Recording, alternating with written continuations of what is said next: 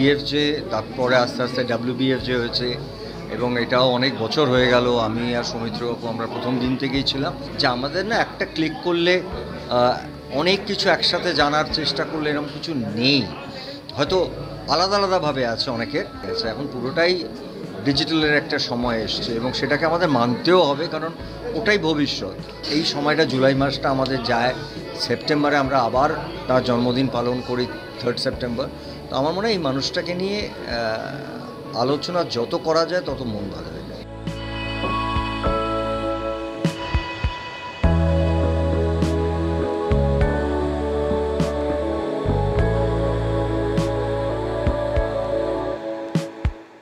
আমি বললাম যে উত্তম কুমার, আজ পর্যন্ত উত্তম কুমারকে নিয়ে এত বছরে এত অভিনেতা অভিনেত্রী এসছেন, কেউ তার বিকল্প খুঁজে পাইনি আমরা।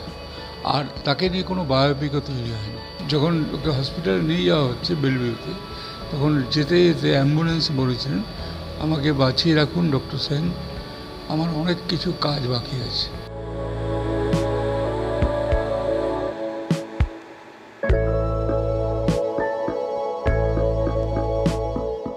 চিরঞ্জিতের রিপোর্ট, এস নিউজ।